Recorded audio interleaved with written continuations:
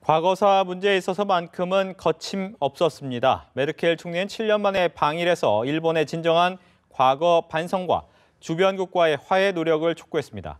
메르켈 총리의 이번 행보가 아베 정권에게 어떤 영향을 미칠지 하종문 한신대 일본학과 교수 최영일 시사평론가와 함께 자세한 이야기 나눠보겠습니다. 안녕하십니까? 안녕하세요. 네, 어서 오십시오.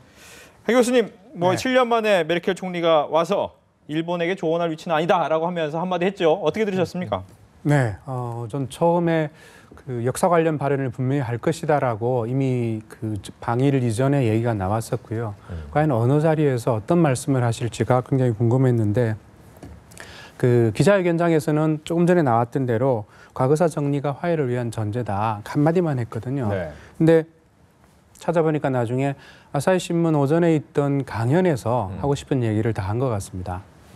제일 중요한 얘기가 저는 사실은 바이트제커 올 1월에 타계했던 독일 대통령이 과거에 눈을 감는 자는 현재에 대해서도 맹목이 된다 이런 얘기를 했거든요. 근데 그 얘기를 아사히 신문 강연에서도 하고 그다음 여러 가지로 독일이 과거에 대해서 진지하게 직시하고 그 역사를 끊어함으로써 유럽에 대한 화해에 성공했다라고 하는 굉장히 중요한 얘기를 한 것 같습니다. 그런 면에서 어제 2월 9일은 아마 일본과 독일의 관계에 있어서도 어쩌면 굉장히 이정표가 될 수 있는 날이 아니었나 그렇게 생각이 됩니다.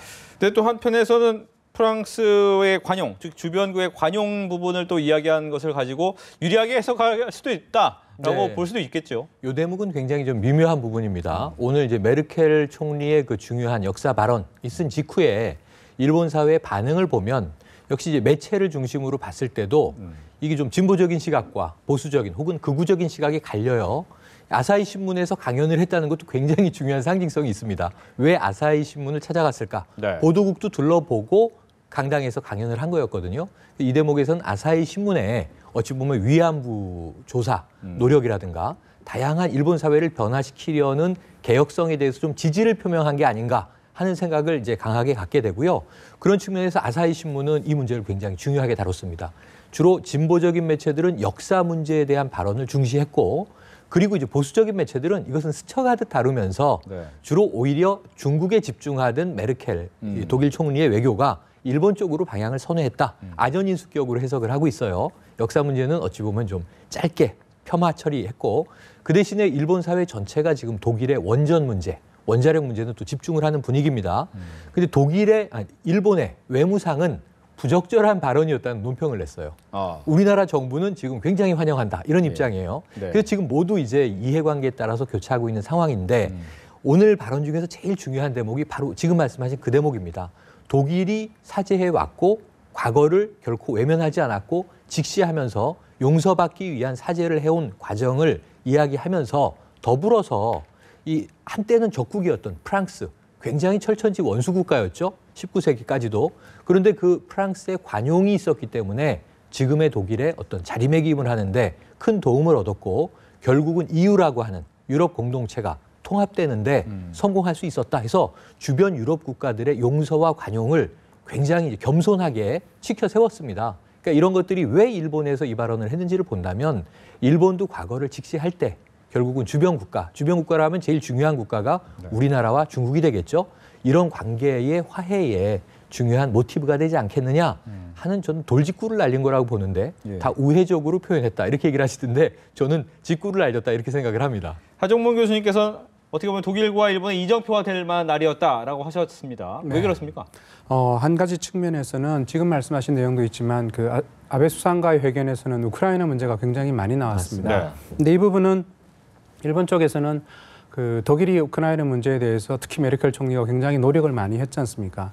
그런 부분이 마치 일본이 지금 이제 중국의 견제에 대해서 독일의 역할을 할 수 있을 것이다라는 식의 뉘앙스로 포장하고 싶어 하는 것 같아요. 근데 이 부분은 완벽하게 일본 쪽의 아전인수격 해석이고요. 오히려 좀 전에 말씀하신 프랑스의 관용이라고 하는 부분, 즉 우크라이나 문제에 대해서 적극적으로 개입할 수 있는 그러한 책무와 자격을 지닌 독일의 모습이 오히려 일본으로서는 중국 견제에 나서는 일본의 모습에서 한국의 신임조차도 얻지 못하고 있는 신뢰관계가 상실되어가는 일본의 모습이 역으로 오히려 빈약하게 비친 게 아닌가. 그런 측면에서는 독일과 일본의 관계에서도 우리가 챙겨야 될 부분이 굉장히 많다고 느끼는 거죠. 보면 이제 이번 메르켈 총리의 방일이 있은 이후에 이제 아베 총리 같은 경우는 담화문도 좀 있으면 발표하지 않겠습니까? 그렇겠죠. 변화가 좀 있겠습니까? 그러니까 지금까지도 일본이 네. 패전 70주년이란 말을 쓰지 않고 종전 70주년이라는 말을 쓴단 말입니다. 이건 뭐냐면은 지나간 과거에서 2차 세계대전에서 본인들이 일본이 저지른 여러 가지 문제들을 패전이라고 하면은 수치스럽게 생각을 하고 종전이라고 이제 중화적인 말로 이제 표현을 하면서 결국 그것이 무엇을 암시하고 있는 것이냐면 과거사를 오늘 메르켈 총리의 발언처럼 직시하고 뭐 어떤 사과나 화해, 용서를 구하는 행위를 하지 않을 가능성이 높아 보이는 거죠. 그래서 이 종전 70주년에 즈음한 아베 총리의 담화는 네. 대체로 과거사 문제는 덮고 넘어가지 않겠느냐는 관측이고요. 심지어는 뭐 무라야마 담화나 고노 담화도 언급하지 않고 그것을 이제 다 좀 밀쳐내버리고 결국은 일본 현재의 정권이 원하는 방향, 그건 보통국가 얘기하고 있고요. 평화헌법 개정하고 있고요.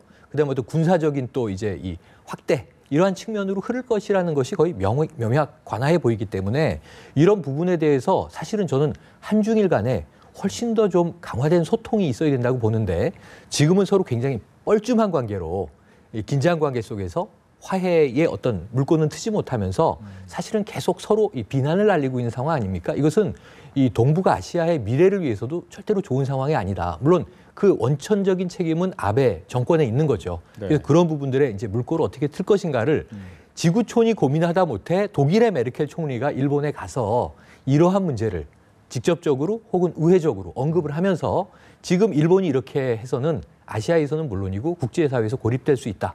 그런데 아까 이제 하 교수님 말씀하신 거에 하나 더해서 지금 일본 내부의 기류는 뭐냐면 우크라이나 문제에서 독일과 일본이 협력해서 국제적인 분쟁을 좀 풀기로 했다. 여기에 더해서 또 하나는 유엔 상임이사회에 독일과 일본이 협력해서 개혁하기로 했다. 그러니까 유엔 상임이사회라고 하는 것은 어떤 국제기구의 최정점에 있는 거 아닙니까? 근데 어찌 보면은 1, 2차 대전 때 동맹국가였던 일본과 독일이 여기에 개입하기로 했다라는 뉘앙스를 풍김으로써 사실은 일본은 지금 이 과거 문제를 굉장히 사죄하고 그것을 털어내고 가는 독일에 묻어가려고 하는 시도를 하고 있다. 네. 독일과 일본은 이 국제사회에서 어느 정도 동격의 지금 선진국의 위치다라고 하는 것을 어필하려고 하는 거죠. 이러면서 지금 일본의 어떤 외교 방식이 굉장히 비겁한 방식으로 가고 있다. 그래서 이 메르켈 총리의 좀 돌직구를 조금이라도 귀담아 들어야 되는데 사실 오늘 일본 매체의 설명을 보면요. 이게 디베이트, 좀 대화가 활발했어야 되는데 강연회였음에도 대화는 별로 없었다. 메르켈 총리의 말을 경청하고 끝났다. 왜냐하면 아베 총리가 여기에 대해서 반응을 하지 않은 거죠. 무반응으로 일관했는데 이것이 이제 일본이 애써 외면하려고 하는 모습을 네. 좀 적나라하게 보여준 것 아닌가 이렇게 평가할 수 있겠습니다. 뭐 일본 외무상은 부적절하다고 아예 대놓고 이야기를 하고 네. 아베 총리는 얼마 전에 또 자기 야스쿠니 시대 계속 참배하겠다고 하고 그랬죠. 변화 별로 없어 보이긴 합니다. 그래도 오늘 10일 오늘입니다만 그 메르켈 총리가 오카다 일본 민주당 대표와 만나서는 어제 얘기하지 않았던 위안부 문제도 언급을 맞습니다. 했거든요. 근데 그런 면에서 보자면 위안부 문제를 포함해서 사실은 메르켈 총리도 그러니까 만남의 첫날에서 그런 역사 문제를 정면으로 제기해서는 외교적 결례가 될 수 있으니까 다만 오늘 얘기를 포함해서 특히 오늘 3월 10일이 일본에서도 굉장히 중요한 날입니다. 네. 1945년 3월 10일 날 도쿄 대공습이 있어가지고 하룻밤 사이 10만 명이 죽었거든요. 근데 이 죽음의 의미를 어떻게 할 것인가가 일본의 사설들도 다루고 있는데 산케이 신문 같은 경우에는 일본 사람들이 가지고 있는 일종의 반미적인 감정 이 부분을 위해서 승자도 전쟁 범죄를 범할 수 있다라는 얘기를 하고 있고요. 그다음에 아사히 신문은 무모한 전쟁에 돌입한 것에 대한 반성이 역시 필요하다. 그러니까 두 가지 상반된 견해를 얘기하고 있습니다. 그런 면에서 일본 쪽에서의 역사인식의 부분은 아베 수상의 담화도 물론 그렇습니다만 네. 여전히 어디로 나아가는 게 좋은 것인가에 대한 국민적 합의가 다소는 불투명해졌습니다. 그러니까 과거는 식민지배 침략 전쟁에 대한 미안한 마음과 사죄의 감정을 대다수의 사람이 가지고 있었다면 그 부분을 흔들면서 아베 수상과 같은 역사 수정주의가 활기를 치게 되었고요. 그렇지만 이게 국가의 공식적인 방침으로 확정될 것인가? 이제 마지막 단계가 남아 있는 것이죠. 그런 면에서 아베 수상의 담화가 어떤 식으로 나올 것인가는 향후 전후 71년으로 나아가면서 앞으로 있을 21세기 나머지 기간에 굉장히 중요한 사건이 될 것 틀림없는 사실이겠죠. 네.